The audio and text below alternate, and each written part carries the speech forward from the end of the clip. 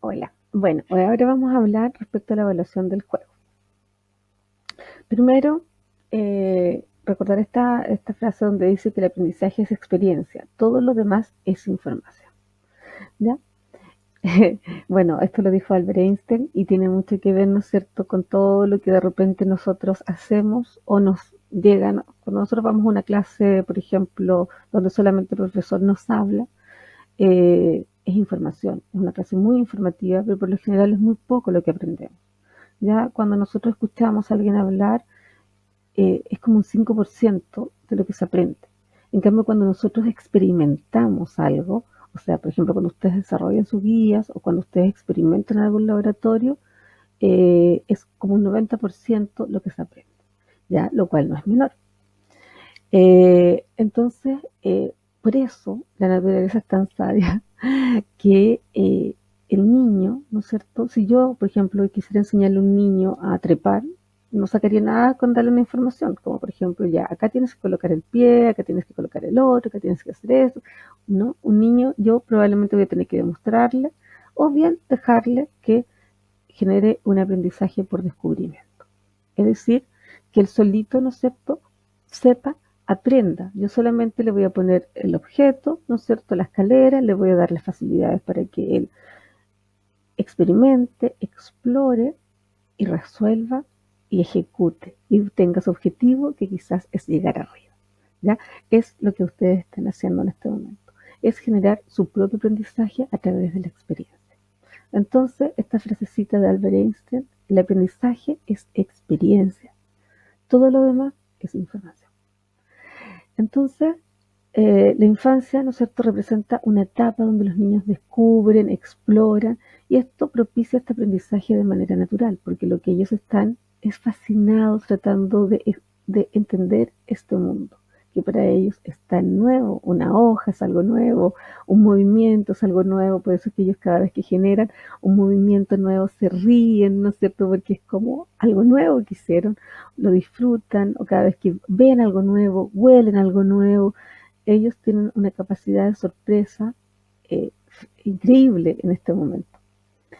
Entonces, todo esto va formando, ¿no?, ciertos símbolos, estructuras, enlaces, enagramas motores, enagramas mentales, que van desarrollando las funciones cognitivas, las comunicativas y también las motrices. Entonces, Piaget, que es una de las personas que estudió mucho, mucho junto, por ejemplo, está Piaget, está Vygotsky, está Brunner, está eh, Morán, por ejemplo, son muchos autores que se dedicaron a tratar de entender el aprendizaje. ¿Qué es lo que sirve para el aprendizaje? ¿Cómo se desarrolla este conocimiento? ¿Desde dónde nosotros nos nace esta capacidad de querer aprender, esta capacidad de querer explorar? Porque recordemos que el aprendizaje no es solamente el aprendizaje académico, es el aprendizaje que vivimos día a día. Todos los días aprendemos algo.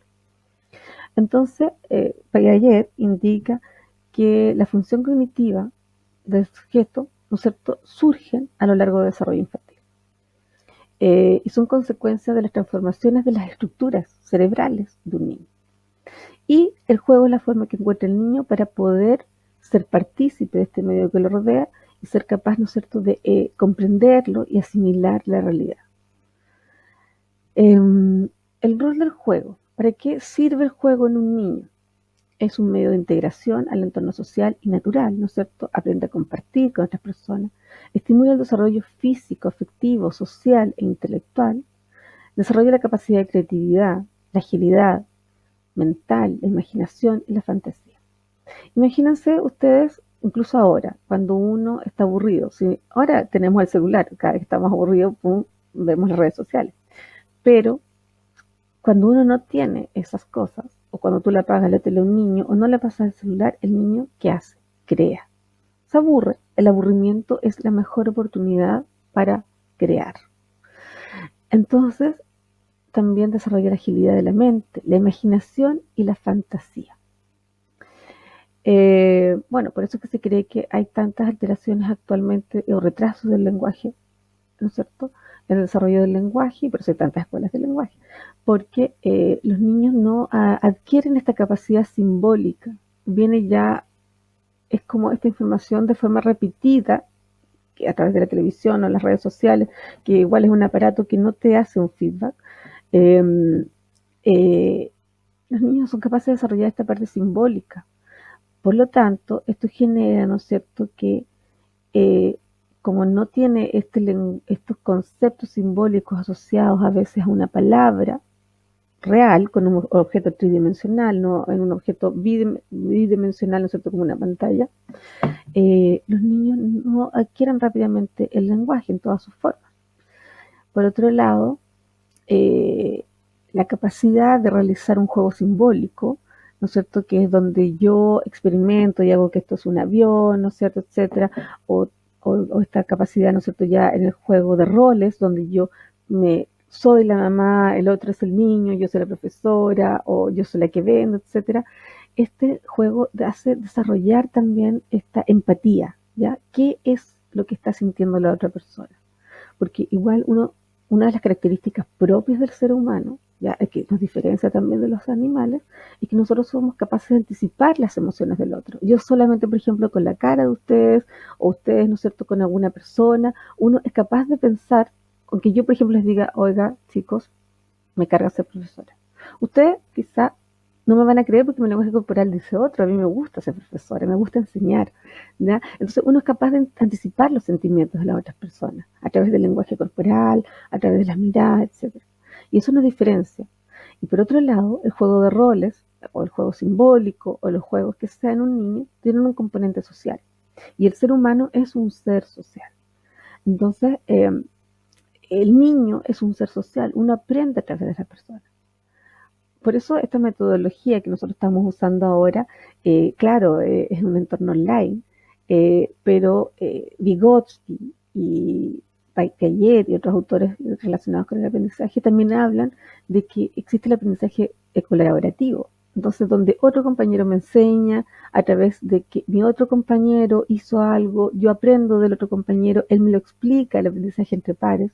Y por otro lado, también está la imitación. Yo cada vez están unas neuronas que se llaman las neuronas espejo, que fueron descubiertas, ¿no es cierto?, hace unas par de décadas recién, donde se descubrió a través de experimentos con monos que estas neuronas eran capaces de, porque recuerden que el mono evolutivamente genéticamente tenemos una carga muy similar, y además han hecho muchos descubrimientos en que ellos están evolucionando también, donde si ustedes, por ejemplo, observan algo, tenemos estas neuronas espejo, que sin que yo sin que yo lo haga, mi cerebro estimula las áreas que yo usaría para realizarlas. No con movimiento, solamente con interacciones nerviosas. Entonces, ahora, por ejemplo, hay harta evidencia científica donde dice que es bueno siempre demostrarle a un paciente lo que voy a hacer primero para que el paciente lo internalice en sus neuronas y a través de estas neuronas espejo los capte y después él procede a hacer la terapia. De hecho, en algunos países ya se está utilizando que en los hospitalizados el kinesiólogo les muestra primero a través de unas tablets o la televisión el giro, por ejemplo, y después nosotros eh, se lo facilitamos, se lo realizamos, pero ya activó las neuronas espejo, que son las neuronas que tienen que ver no solamente con el movimiento, también tienen que ver con las conductas. Eh, bueno, también desarrolla la imaginación, la fantasía, la responsabilidad, ¿no es cierto? Porque también tenemos que ser responsables. Si yo los niños juegan, nosotros se reparten roles y cada uno tiene un rol en cada juego. Hay una estructura del lenguaje y pensamiento. Hay una interiorización de estos aprendizajes porque a través de la experiencia se generan habilidades y desempeños y también permite evadir la realidad, porque los niños cuando juegan se olvidan de la realidad, se olvidan de lo que está pasando y también es un medio de protección que ellos utilizan, sobre todo niños que lo están pasando mal. Entonces, las teorías del desarrollo cognitivo de Piaget nos habla de estas cuatro, eh, como les dijera, como fases, ¿no es cierto?, del desarrollo cognitivo. lo cual no significa que esta termina a los 2 años y comienza esta otra inmediatamente, sino que se sobreponen, ya se van sobreponiendo y van madurando. Entonces la primera es la sensoromotriz, ¿no es cierto? Que es el aprendizaje mediante los sentidos y la interacción con los objetos, ¿ya? Que es un juego más bien en solitario. Tiene que ver mucho con el desarrollo motor, los niños son muy motrices en esta etapa. Después ya viene en la etapa 2 o preoperacional, que tiene que ver con el desarrollo de la función simbólica, el lenguaje oral y escrito. Ahí ya comienza, ¿no es cierto?, el lenguaje ya, a los 2 años un niño ya debería estarse expresando, ¿no es cierto?, con frases. Antes está la etapa prelingüística, recuerden, y también ya empieza a comunicarse de manera escrita. Lo empiezan a desarrollar hasta los 7 años, recuerden que esto se va sobreponiendo. Después está el de operaciones concretas, ya, donde el niño tiene unas operaciones, puede hacer operaciones mentales simples, como la reversibilidad, ¿no es cierto? Saber cómo se devuelve algo y cómo vuelve. Y también están las operaciones formales, ya que son de los 12 años a la adultez, donde hay un pensamiento lógico, abstracto, inductivo y deductivo. Esto es lo que ahora ya se ha visto que hasta los 30 años más o menos se desarrolla esta última etapa. Uno siempre va cambiando. Yo efectivamente, a través de los estudios en neurociencia, sé que el dicho que dice que una persona no va a cambiar, no es así. Una persona siempre cambia, porque hasta que uno se muere existe la neuroplasticidad. Entonces uno sí puede cambiar conductas, puede cambiar hábitos, puede cambiar todo, chicos, porque la neuroplasticidad siempre está ahí presente. Lo que pasa es que hay que vivirla, experimentarla. Entonces, esto, ¿no es cierto?, tiene que ver con, esta primera etapa tiene que ver con el juego simbólico, esto tiene que ver con el juego eh, con el juego motriz, el juego simbólico, el juego de roles y ya el juego de reglas. Entonces, ¿cuáles son los beneficios del juego? Sensoriales, motrices, cognitivos, comunicativos y de habilidades socioemocionales. Bueno, este tiene que ver con la teoría de la mente. La teoría de la mente tiene que ver con la capacidad de ponerse en el lugar del otro, que por lo general esta teoría de la mente explicaría también algunas alteraciones en los niños con autismo, porque los niños con autismo finalmente lo que tienen, bueno, algunos tienen déficit cognitivo, pero los niños que no tienen déficit cognitivo o que son Asperger, por ejemplo, lo que tienen es un problema de ser capaces de ponerse en el lugar del otro. Porque, por ejemplo, si yo a un niño con autismo les digo, esto es un avión, juguemos, el niño con autismo va a decir, pero ¿cómo? Esto no es un avión, esto es un teléfono. Entonces, por eso es que en estos niños hay que trabajar desde muy chiquititos, porque tenemos que empezar a trabajar, ¿no es cierto?, la parte motriz y que eso madure prontamente para que el niño sea capaz de trabajar, ¿no es cierto?, la parte simbólica y así sucesivamente. Entonces, acá hay una tabla comparativa de los niños entre 0 a 12 meses, de 1 a 2 años, de 2 a 4 años y de 4 a 8 años. Esto ustedes lo pueden encontrar en Chile Crece Contigo. Chile Crece Contigo tiene mucho material, muchas guías. Es muy bueno, es muy, muy bueno toda la información que tiene. Está en internet, pueden descargar muchos manuales, pueden sacar muchas ideas, hay estrategias, hay técnicas de juego, técnicas de amamantamiento, técnicas para tomar a las guaguitas, cómo enseñarles el lenguaje. Son cosas que muy simples y que ustedes pueden utilizar con sus pacientes y también les sirven para aprender, ¿ya? Entonces, el desarrollo motor, ¿no es cierto? Ustedes esto ya lo hemos visto, me gustaría detenerme más en esto, la parte cognitiva. Por ejemplo, un niño hasta el año reacciona a los estímulos que resultan agradables, muestra emociones, ¿no es cierto?, emociones gruesas. Ya del 1 a los 2 años capaz de relacionar la historia que escucha con ilustraciones de cuentos infantiles, ya es capaz de comprender conceptos más complicados, su memoria ya se empieza a consolidar. Y acá, entre los 4 y los 8 años, sus ideas se sustentan en realidad y ya no las confunde con la fantasía. Aquí cuando ya dejan de creer en un viejo pascuero. El lenguaje y la comunicación, ¿no es cierto? Esto es lo que yo les decía, que es como las conductas prelingüísticas, que su principal medio es el llanto, aparece la sonrisa social. Alrededor de los 7 meses empieza a balbucear algunas sílabas sueltas y como pa o ma. Acá ya a los 1 o 2 años ya debería tener 50 palabras, contestar entre un sí o un no, y comienza la expresión verbal y el pensamiento simbólico. Acá entre los 2 a 4 años ya tiene un lenguaje de 1000 palabras aproximadamente, elabora oraciones y existe una mejor comunicación. Aquí existe como una explosión del lenguaje. Y aquí ya entre esta edad ya expresa con claridad lo que quiere y ya empieza a utilizar la gramática de forma adecuada. Más abajo, se fijan, aquí es la parte social y emocional, que son las 4 conductas que siempre se evalúan. Se relaciona activamente con quienes lo rodean, expresa sentimientos más complejos como la vergüenza, orgullo, celos. Aparecen las primeras rabietas entre 1 año y 2. No logra comprender, ¿no es cierto? Y además tampoco se puede expresar tan fluidamente. Entonces los niños se frustran mucho en esta etapa. De los 2 a los 4 años ya es más independiente, disfruta de su autonomía, puede dominar sus emociones, se comunica mejor, defiende su independencia. Y de los 4 a 8 años sus sentimientos son más duraderos, es consciente de sus emociones y es capaz de expresarlas, ocultarlas y aparece la empatía. Entonces,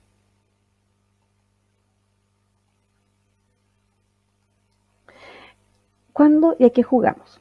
Bueno, acá, ¿no es cierto?, vienen algunas pistas.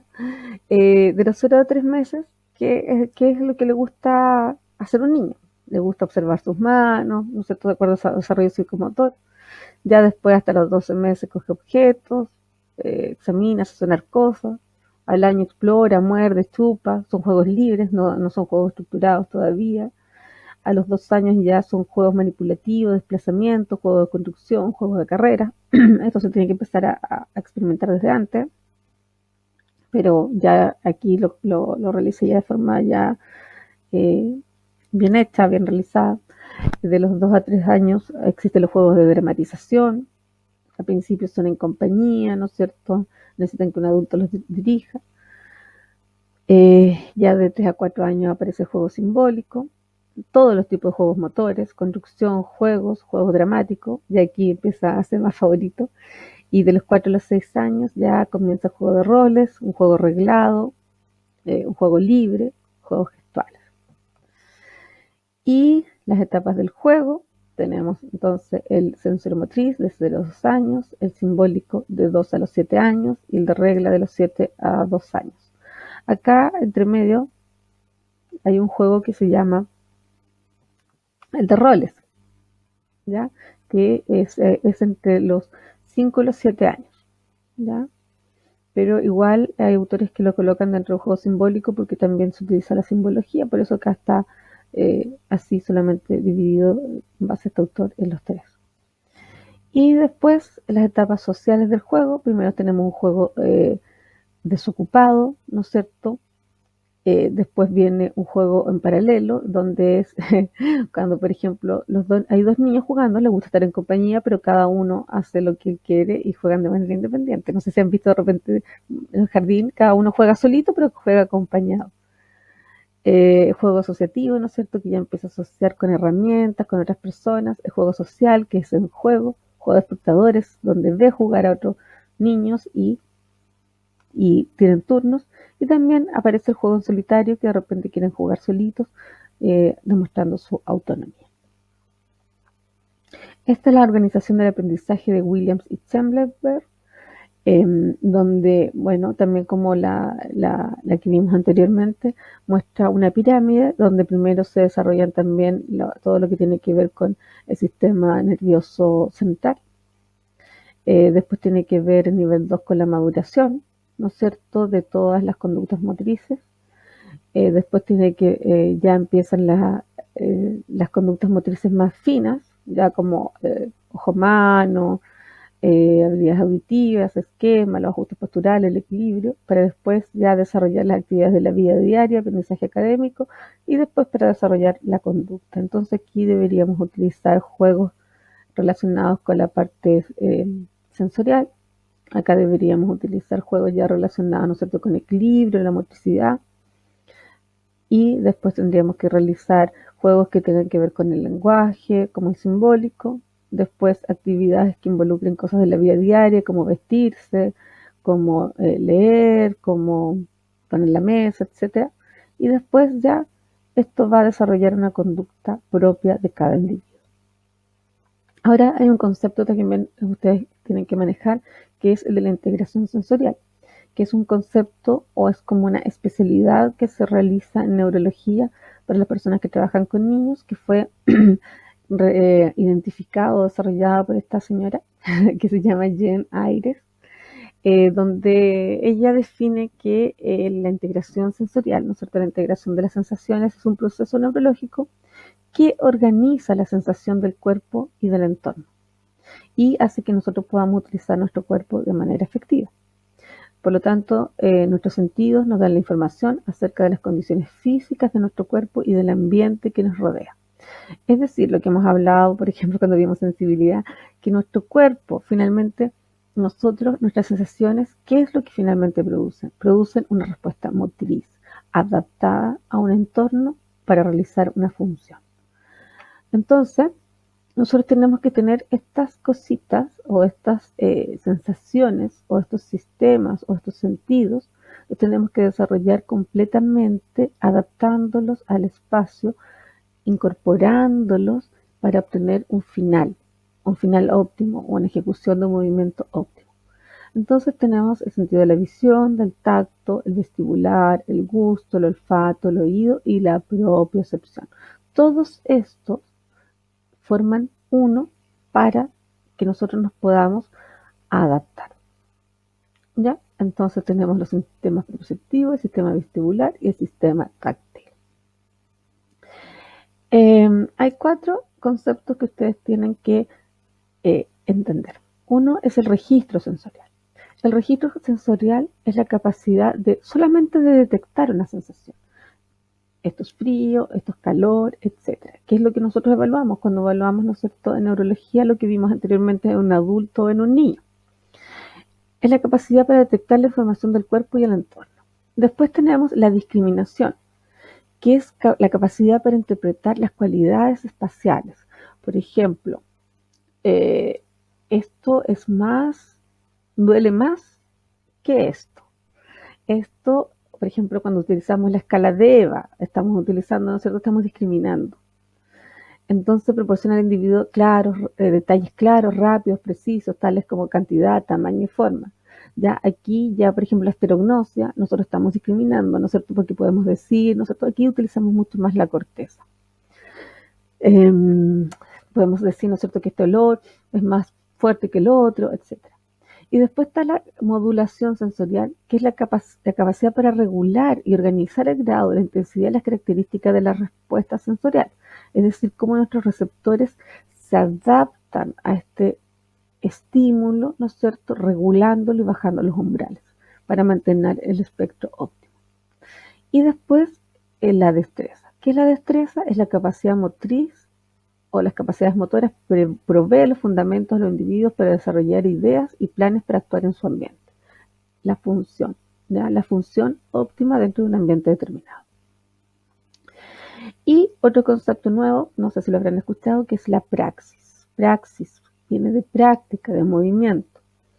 Entonces, cuando nosotros realizamos un movimiento, tenemos 3 etapas. La etapa primaria, que es de la ideación, del planeamiento motor y de la ejecución. La ideación consiste en tener ideas de lo que vamos a hacer. Es un pensamiento, uno siempre piensa, anticipa, ¿no es cierto?, lo que voy a hacer de manera consciente o inconsciente.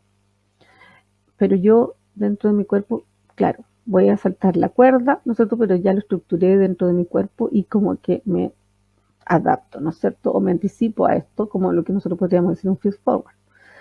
Después, el planeamiento motor, cuando combino las etapas para una actividad y donde mi cerebro, ¿no es cierto?, planea las secuencias motoras que van a ser más efectivas una actividad. Y después lo ejecuto. Ejecuto lo que planeé. Nosotros todo esto es algo inconsciente, nosotros no lo pensamos de manera consciente. Ejecuto la secuencia y hago un desempeño funcional, un desempeño óptimo. Entonces, ¿qué es lo que pasa? cuando nosotros, por ejemplo, ya yo me quiero levantar de una silla, ¿no es cierto? Nosotros inconscientemente, o voy a buscar un objeto. Nuestra ideación de ir a buscar el objeto es mi propósito. El planeamiento motor, yo sé, inmediatamente, ¿no es cierto? Sé que tengo que caminar en línea recta para ir a buscar el objeto. Y lo ejecuto, lo tomo y lo traigo. Eso es lo normal, ¿no es cierto? Pero hay niños o personas, por alguna lesión neurológica, que pierden algunas de estas fases, ¿ya?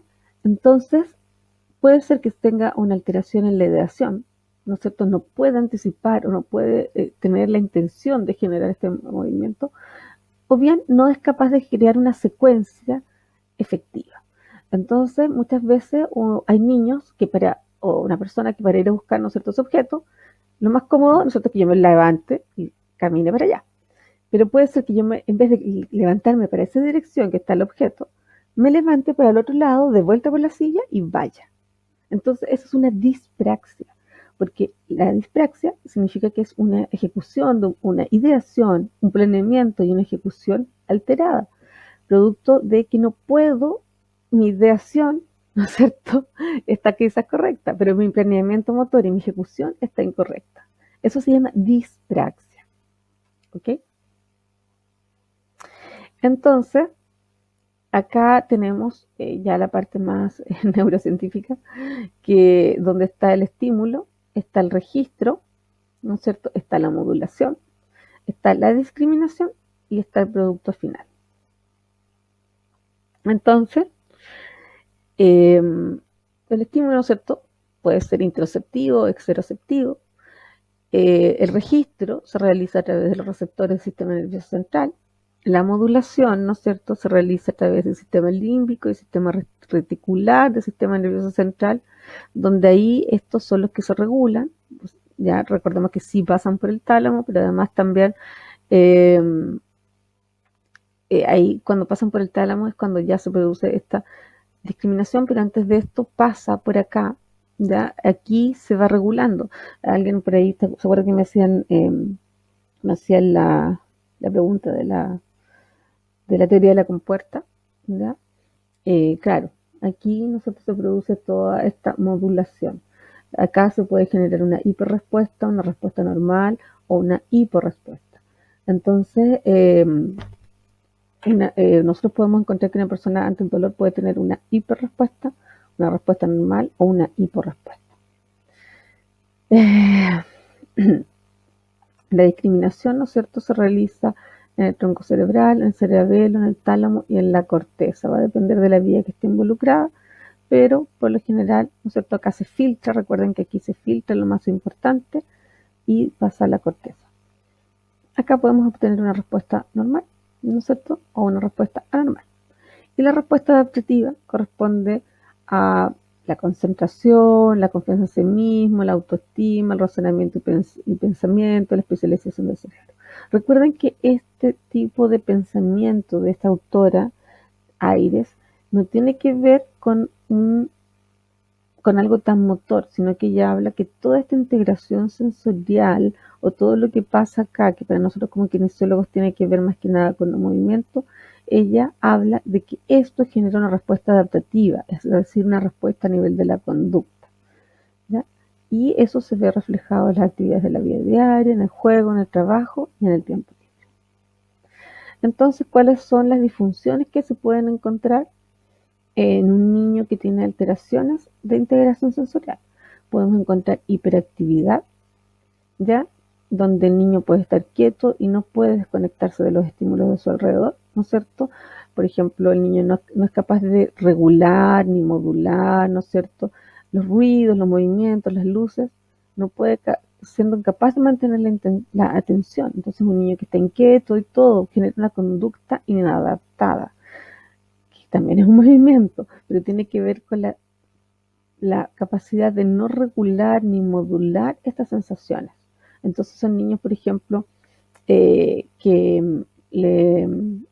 niños, por ejemplo, hipersensibles, que les molestan las etiquetas, no se les puede cortar el pelo, ¿ya? Esos son problemas de alteraciones sensoriales que generan alteraciones de conducta finalmente. Los problemas de comportamiento, actitud negativa hacia diversas situaciones, no respetando las normas, siendo incapaz de compartir juguetes y disfrutar tiempo con los demás. retraso en el habla y el lenguaje. Existen muchos procesos de la integración sensorial de los que depende el habla y el lenguaje para desarrollarse completamente. ¿Ya? Problemas del tono muscular y coordinación, niños hipotónicos, hipertónicos, que ellos también, en base a esta teoría, ¿no es cierto?, de la integración sensorial, hablan que podría estar alterado de esta manera y que de todas maneras se tiene que trabajar. Y las dificultades en el aprendizaje escolar, como las matemáticas, la lectura y la escritura, precisan, ¿no es cierto?, de una integración sensorial adaptada, porque todos estos estímulos que no son regulados ni modulados generan respuestas adaptativas ineficaces, ya alterando la conducta de los niños. Entonces acá, por ejemplo, si un sistema está alterado como el táctil, un niño puede tener una disfunción de una hipersensibilidad al tacto o una hiposensibilidad al tacto. ¿Y cuáles son los síntomas? Por ejemplo, reacciones negativas hacia contacto físico, son niños que no les gusta que los toquen, son ariscos, antipáticos, agresivos, el estado de alerta está muy elevado, existe una baja concentración que repercute en el aprendizaje. Un niño hiposensible al tacto tiene mucha dificultad para manipular botones, cremalleras, porque no es capaz como de integrar, no sé, de reconocer estos objetos. Un estado de alerta bajo, poca sensibilidad al dolor y es torpe con las actividades. Cuando hay alteraciones o disfunciones a nivel vestibular, si es una hipersensibilidad al sistema vestibular, existe un estado de alerta elevado, una reacción exagerada al movimiento o cualquier desplazamiento de su eje, miedo por los juegos de parque, prefiriendo los juegos tranquilos. Son niños que no les gusta, ¿no es cierto?, ser movidos. Y los niños con hiposensibilidad al estímulo vestibular son niños muy inquietos, ¿no es cierto?, que necesitan gran cantidad de estímulos vestibulares como correr, trepar, columpiarse, acrobacia, para poder regular y darle mucha sensación a esto que está como poco inhibido.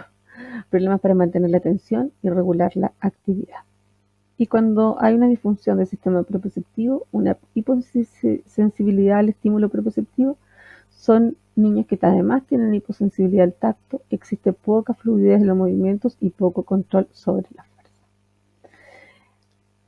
¿Cuándo requerir la evaluación? Cuando estas cosas afectan la vida cotidiana de un niño. Rebelde los manejos conductuales y individuos que quedan detenidos en su desarrollo. ¿Ya? Cada vez se ha pesquisado más esta cantidad, estos niños con estas disfunciones. Por lo tanto, el manejo de niños a través de la integración sensorial cada vez está más, como decirlo así, en auge, ¿ya? Pero a mi parecer es un complemento para todo lo otro, porque la parte motriz también explica muchas cosas, a mi parecer, esta es una opinión personal, pero también la sensibilidad, porque la sensibilidad ha estado subestimada muchos años. Yo creo que hay que hacer una mezcla, una mixtura de ambas componentes. A evaluar un niño se debe observar la conducta en diferentes áreas de desarrollo, respetar su característica, no atribuir a problemas de crianza o conducta y observar y realizar el razonamiento clínico. Entonces, ¿qué pasa cuando viene un niño a la consulta? Uno puede aplicar estos cuestionarios sensoriales que son bien cortitos y también se aplica la observación de juego libre. Ya, esto uno debería aplicar en primera instancia y también se debería aplicar observaciones clínicas estructuradas y no estructuradas, o sea, con pruebas y sin pruebas, o con test o sin test.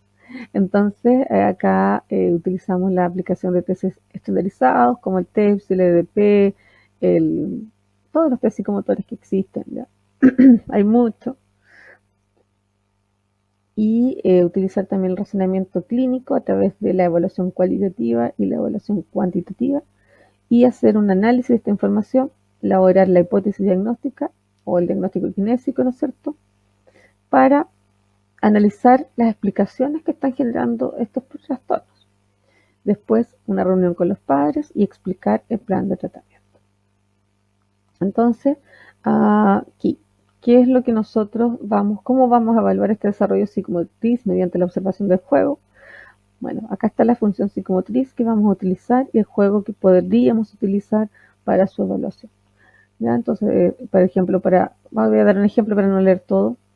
Por ejemplo, para el equilibrio, ¿no es cierto?, se puede jugar en la estatua coja, ¿ya? Que es hacer movimientos en un solo pie. percepción auditiva, por ejemplo, podemos jugar a dónde está la campanilla, ¿ya? Para percepción táctil, por ejemplo, la gallina ciega. Para la respiración, ¿no es cierto? Soplar, por ejemplo, hiel, algodones, etcétera, ¿ya? Y hay muchos juegos que ustedes pueden realizar y quizás ustedes también han jugado. Esa sería la clase de hoy. Muchas